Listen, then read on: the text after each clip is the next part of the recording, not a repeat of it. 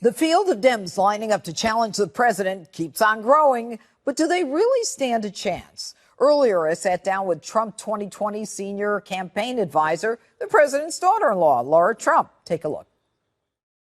Laura, thanks again for being with us. I see you're in full campaign mode now. You're out there. You're throwing some punches, and you are part of the team. You're an essential part of the team, actually. Yeah, you represent the team well, and you've got a different race this time. You've got Joe Biden now leading in the polls, and when I think about Joe Biden, I think about Obama, I think about Hillary Clinton, and I think that if he were to be the candidate, and the president is certainly making a lot of noise about him. Number one, does the president want to run against Joe Biden, or is he just dissing him?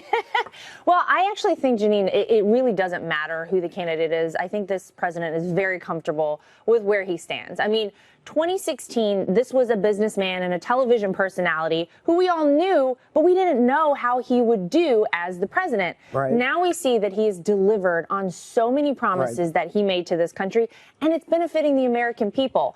Joe Biden, on the other hand, was part of the Obama administration, the vice president for Barack Obama, who told people of his home state that he keeps trying to claim, Pennsylvania, that those manufacturing jobs that keep that state running were gone forever. They were overseas, and Obama said it would take a magic wand to bring them back. Guess who brought him back to the people of Pennsylvania and all these other states?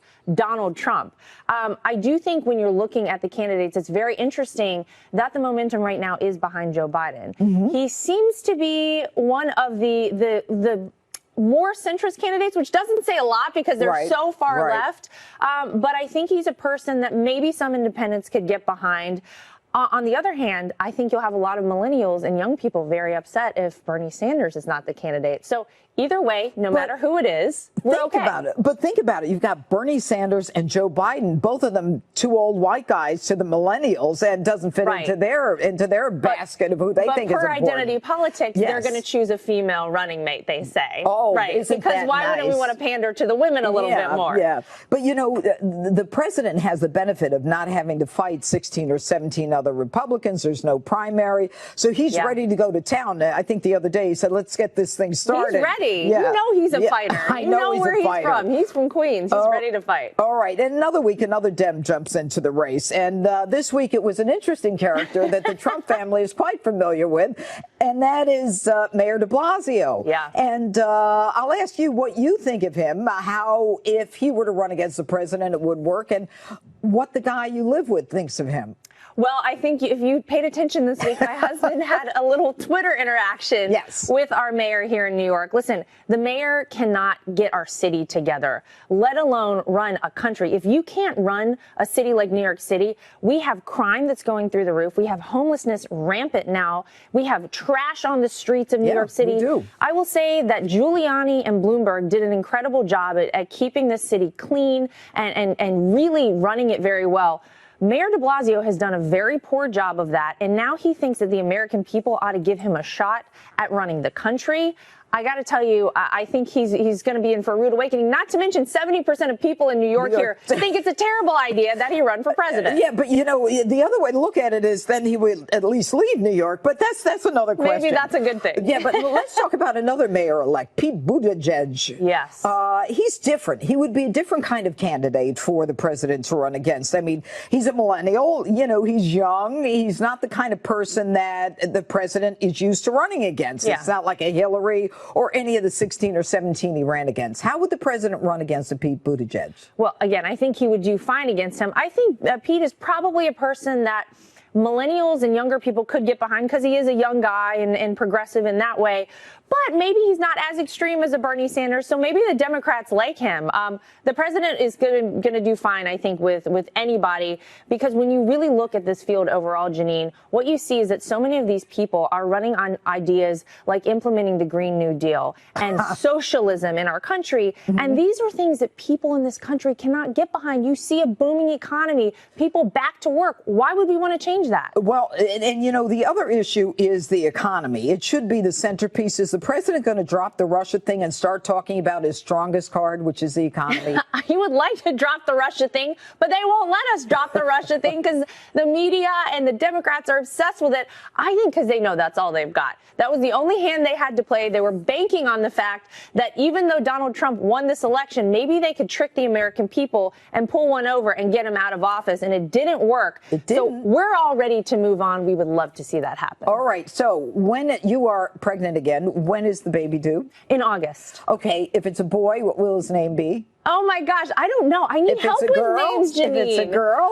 We don't have any names. You don't? We'll talk about it as soon as this segment is Maybe over. we should take a poll, see what people think. All right, send in your suggestion for the baby's name. We don't know if it's a boy or girl. Actually, we do. I do, but I'm not telling you. Anyway, Lara, it's great to have you on the show. Thanks so much. Thanks. Now, the president has been successful in pushing back against dozens of Democrat probes. And that has Democrats seething and enraged, and they're now threatening to thwart President Trump's agenda until the 2020 election. Here's the quote. Democrats' big fear is that public interest in the Mueller report is ebbing. The Democrats insist that they still have options. They're thinking about mounting new and novel challenges against the Trump administration on things like health care and other things, other issues as well. Let's bring in Fox News contributor and former chair of the House Oversight Committee, Jason Chaffetz. Good to see you, sir. Hey, Elizabeth, good to be with you. You know, they're really frustrated Mueller's not agreeing to testify. You know, no nationally televised spectacle of a John Dean-type hearings. They're stuck with the theatrics of reading the Mueller report on the House floor. But what are the, quote, new and novel challenges that they're going to use to try to block Trump? What do you think they are? Well, this is the fundamental problem. When they don't have issues to run on, when the economy's doing so well, when the president is taking on China, then they have to go to these antics and these circus type things of, hey, maybe we should put Barr in handcuffs. Maybe we should hold him in contempt. Maybe we should. I mean, they're coming up with stuff that we haven't done in 200 years around here in this country because I think they're so desperate to change the narrative of how well the economy's doing. And here's Representative Republican Mark Meadows says Democrats are in a, quote, fantasy land cut off from mainstream America.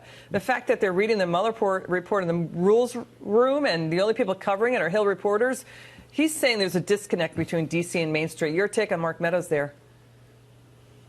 Well, he's absolutely, I mean, the Mueller report is out there for every American. They can go and read it for themselves. Everything that's allowed by law is put out there. And the Attorney General didn't have to do that, but he did. So, hey, we're going to go read this for somebody. I mean, they really are in a bubble. And I've never walked down the street and had somebody say, hey, can you read the whole Mueller report for us again? Let's have another hearing about it. We know the conclusion. There was no collusion. You know, Nancy Pelosi said, quote, Democrats get a little down and ask, why aren't we impeaching the president? Now Pelosi is saying she might do impeachment without the impeachment, Jason, in order to enforce subpoenas and get more fishing expedition documents. Watch this. It doesn't mean you're going on an impeachment path, but it means if you had the information, you might. Is that what impeachment is for? No, it's not. It's not. And it's an abuse. It's a power grab. The Democrats are they just want to grab back the power so desperately that they're willing to go to all of these antics.